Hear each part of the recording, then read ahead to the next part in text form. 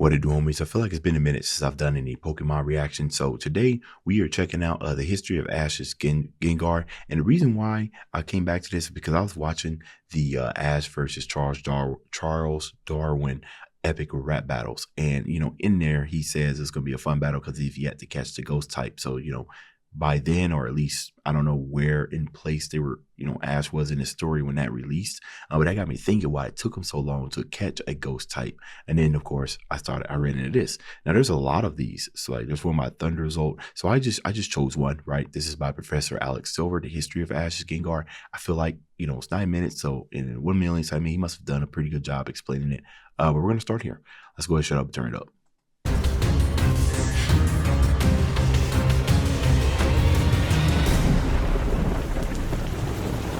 Hi, my name is Professor Silver, and in tonight's class, we'll break down the ongoing story of Ash's Gengar, detailing all its battles, storylines, and character development. As explained in a flashback during the episode A Chilling Curse, Gengar originally belonged to a selfish trainer who believed him weak, totally unworthy of his time, and a blight upon his life. The trainer won no battle and caught no Pokemon with Gengar by his side, so he credited all his bad luck to the ghost and thought himself cursed by its presence. Due to the frustration he felt, the trainer abandoned poor Gengar outside a decrepit building. Like Damien with Charmander, he kept Gengar at bay by falsely promising he'd soon return. It initially took the trainer's lie at face value, anxiously awaited his return, and hoped for nothing more than their eventual reunion. As the days wore on and seasons passed, however, Gengar became increasingly frustrated with its lot in the afterlife. Upon realizing its trainer would never return, Gengar started lashing out at the world, developed a distrust of humanity, and became so bitter that the mere sight of humans drove it into a fury. As a result of this unruly behavior, every prospective buyer that tried to buy its old home was met with mean-spirited pranks, vicious attacks, and haunted happenings. Most buyers were terrified by Gengar's antics, but Professor Cerise thought the pranks were ample fun. Although he had no idea all the mayhem stemmed from Gengar, he was delighted at the prospect of living in a haunted house, purchased the building, and converted it into his laboratory. Hey, bro, man, I don't be playing with spirits like that. I'll be just like that first couple, but I'll be out of there, bro. Hey, they professors and everything, but I guess you gotta have some pretty stony gonads, what I'm saying, or whatever the equivalent it is for females, to just say, you know what, bro, this is fun, and purchase the cursed house. But I get it, right? This is their livelihood, so just chalk it up to it be a Pokemon. I guess that's easier to accept than evil spirits, although technically they're evil spirits. But now I'm out of there, bro. Yeah, I'm out of there. Once Gengar realized its pranks were wasted on Cerise, it receded into the depths of the lab, entered a self-imposed exile, and wallowed in its continued misery. It wasn't until it found new victims in Ren, Krissa, Go, and Ash during its canonical debut in Best Friend Worst Nightmare that it finally emerged from its ghostly shell. Their happiness enraged Gengar to the point of attacking Ren's Magnemite and assaulting Ash's Pikachu. Although Pikachu repelled its advances with Iron Tail and Thunderbolt, Gengar's incredible display of strength during the brief battle made both Ash and Go desperate to catch it. Once Gengar thwarted their efforts at capture with Psychic, Ice Punch, and Shadow Ball, it started terrorizing their friend Chloe and her Yamper because the sight of their affection towards each other filled it with both rage and jealousy. Chloe and Yamper nearly met their demise at the hands of Shadow Ball, but Pikachu came to their rescue and gave Yamper the time he needed to recover his energy, gather his strength, and send Gengar flying with Spark. After getting blasted off, Gengar went back to the lab at episode's end, started Oh, snaps. Hold on, bro. He hit the Itachi pose. Flying with Spark. After getting blasted off, Gengar went... Oh, that's tough. That's tough. Okay, so we ain't just dealing with any type of Gengar here. This is special Gengar. Bro waited until the moon got full. That's a blood moon. And he hit the pose. It's different. It's different. That's Black Air Force activity right there. Okay, I see who we dealing with now. Back to the lab at episode's end, started plotting its revenge and raid battle in the ruins, and made its triumphant return in A Chilling Curse. Gengar's comeback terrified Ren, spooked Krissa, and irritated Mimi. On Ash and Go's ends, they couldn't have been happier that they had a second chance to catch it. Because Gengar had grown wise to their tricks, it deflected all their advances and made a clean getaway by slipping into Ash's shadow. While there, it sapped Ash's life force, absorbed his warmth, and made him ill with the chills. Go suggested Gengar had cursed Ash, but Ash refused to believe it, likely because he knew Gengar wasn't inherently life evil. Force? Rather than cure himself with an exorcism, Ash tried to improve his predicament with some vigorous exercise. During his workout, he literally ran into Gengar's old trainer. Upon seeing the trainer, Gengar emerged from Ash's shadow, broke out into a rage, let loose a flurry of Shadow Balls, and tried its hardest to ensure the man looked as bad as it felt. Soon after Pikachu intercepted the blast and provided the trainer cover before any further harm could be done, Gengar ran away so that it could sulk and reflect on all that had transpired.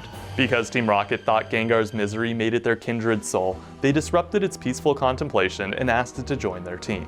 When Gengar refused their offer for villainy, James transformed into a Ghostbuster and trapped it in his Proton Pack. I was about to say that. Fortunately for Gengar, it didn't stay caught long, as Ash tracked its location and freed it with Pikachu. He had followed Gengar because he sympathized with its plight, wanted to cheer it up, and likely saw it as a spiritual successor to his Charizard, Infernape, and Pignite. You know, it's a shame that Jesse and James Bars didn't get into the capture Pokemon game, even more bars. Anyways, the devices, right? We're talking about a very powerful Gengar that got sucked up by the Proton Pack, right? By the vacuum, and it would have got away with it. I don't understand why Jesse James say, "Hey, man, the only thing that's foiling our plans is this kid, you know, some Scooby-Doo type of stuff, right? Why don't that be somebody else's problem? And let's make money off that." That's crazy. And if I was Giovanni, you know, I'd be slapping myself like, come on now. Like the inventions, there's got to be a video. There's got to be a video. Somebody's made a video on all the inventions. That's probably a really long video. All the inventions that actually worked, that wasn't foiled by a third party. You know what I mean? I would like to see a video like that. Ash's heroism and hand of friendship led Gengar to fight by Pikachu's side when Team Rocket summoned 2 Dusclops from the Prize Master. During the scuffle, Gengar defrosted Pikachu with Shadow Ball, dodged Fire Punch, countered Nightshade, and beat its opponents using a combination of Ice Punch and Shadow Prize Ball. Master. Right as Ash and Gengar were about to celebrate their very first victory together, Ash collapsed from exhaustion, likely because the day's events had left him utterly spent. Showing an entirely new side to itself, Gengar worried for Ash's safety, cradled him within its arms, and made sure he had an apple to replenish his energy as soon as he awoke. Not only did Gengar keep the doctor away, but it also offered Ash a Pokeball, signifying its readiness to put aside its traumatic past and willingness to start life anew with a trainer who truly loved it. The gesture absolutely delighted Ash, so he caught Gengar without a second of hesitation. By finally adding a ghost to his arsenal, Ash upended over 20 years of precedent. After capture, Gengar revealed that while Ash had won its heart, its penchant for calamity and love for pranks would remain a major part of its personality. To exemplify its dark humor, Gengar buried Ash with apples, scared Chloe's Eevee and Go's Groupie on their messenger adventure, and spread terror and memories of a warming kindness. While Gengar's desire for joyous mayhem is no secret, it typically only likes when the chaos is on its own terms. It grew frustrated when Eevee mocked its tongue, blew up at Ash when he suggested it stole food from Go's Pokemon in Panic in the Park, and threatened Ren when he suggested it kidnapped Groupie in When a House is Not a Home. Despite Gengar's deviousness, it became significantly more sociable upon joining Ash. It befriended Ash's Alolan crew and that new old gang of mine, made nice with Go's Pokemon and Gotta Catch a What, bonded with Ash's Journey team and Octo Gridlock at the gym, and developed a friendship with Ash that was never reciprocated by its original trainer. As thanks for Ash's kindness, Gengar did whatever it could to help Ash rise through the ranks of the World Coronation Series and inch ever closer towards his goal of beating Leon. During Ash's very first Coronation battle and Destination Coronation, for example, it thrilled Gengar to assist him against Visquez's Raichu. Not only did the battle offer an opportunity to prove its strength, but also to show its worth. Gengar's ghostly abilities, unpredictable nature, and insane speed made it Raichu's perfect foil. In the battle, Gengar dodged Thunderbolt, landed Nightshade, phased through Raichu's tail, fired off Ice Punch, intercepted Volt Tackle, turned Raichu into a ragdoll, and slammed him into submission. It pleased Gengar so much to beat Raichu that Ash used it against Visquez's Electrode. Proving more than a match for Gengar, Electrode activated Magnet Rise, bounced around to build momentum, overwhelmed its senses, and did major damage with a bevy of hits. Because of Electrode, You know, there's got to be I feel like that would be a really, really great opportunity, right, for Game Freak to make, you know, any of their partners to kind of make a game where like attacks like this is possible, where, you know, you have your standard attacks, but then, you know, the environment's part of it. And then you get to make, you know, you get to kind of come up with ways that you can attack, you know, to kind of really make it an unpredictable type of battle, right? I feel like something like that undertaking like that would be extremely difficult, but very, very rewarding. I definitely will be trash at it, but I would love to live vicariously through those of you that are very good at something like that. Electrode's overwhelming speed, Gengar didn't have time to turn itself intangible, did almost no damage with Psychic, failed to land Nightshade, and fell to Discharge. Shortly after Pikachu finished off Electrode, Ash entered the Collision Battle Festival in a festival reunion, and used Gengar opposite Chaleur Gym Leader Karina's Minchao. Making quick work of Gengar, Minchao pummeled it with Acrobatics, overpowered Psychic with U-Turn, and swapped itself for Lucario, who easily won with Bone Rush. Although Gengar suffered a humiliating loss, the episodes Solitary and Menacing and Trials of a Budding Master both revealed it played a huge role in many of Ash's other coronation battles. None of those specific battles were shown on screen, but we can assume Gengar earned many victories. In Sword and Shield The Darkest Day, Gengar reaffirmed its on-screen status as a world-class battler by holding its own against a Gigantamax Colossal. Not only did it clobber the giant beast with Shadow Ball, but it also saved scores of humans, showing that the ill will it once felt towards humanity was beginning to thaw thanks to Ash's fiery influence as a trainer. Gengar's third on-screen battle in the World Coronation series took place soon after Ash entered the Ultra class and got matched with Sunyshore Gym Leader Volkner. Ash's Lucario struggled immensely against Luxray at the match's start, so he swapped it for Gengar, hoping its tricky ways would wreak havoc on Volkner's carefully calculated strategies. Because Gengar dodged Snarl, threw Luxray for a loop with Psychic, did massive damage with Nightshade, and overwhelmed the Lion with its invisible tricks, Volkner exchanged it for Fan Rotom.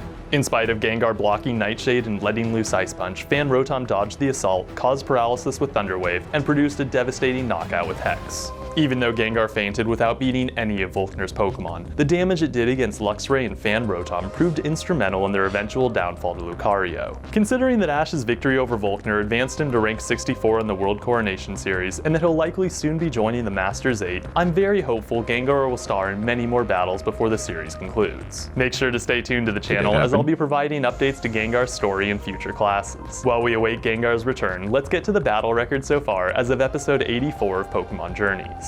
Gengar defeated the Prize Masters Dusclops and Visquez's Raichu. It lost to Visquez's Electrode, Corinna's Lucario, and Volkner's Fan Rotom.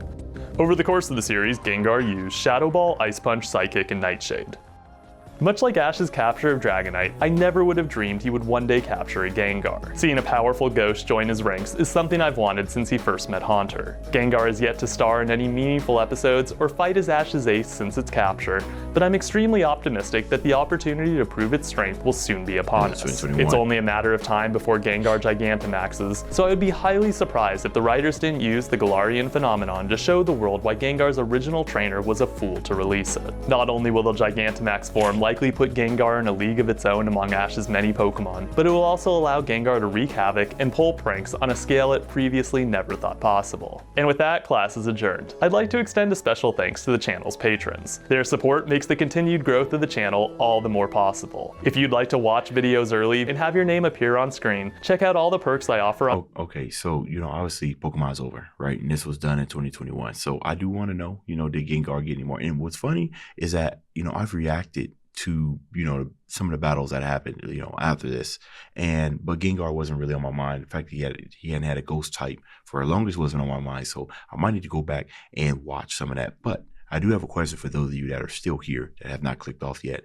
I feel like we knew that he was going to catch a ghost type at one point, right? Unless some of you guys probably was just like, oh, you know what, it's not gonna happen. But did you guys guess right as far as which ghost type was going to join Ash's ranks? I am interested in that, all right?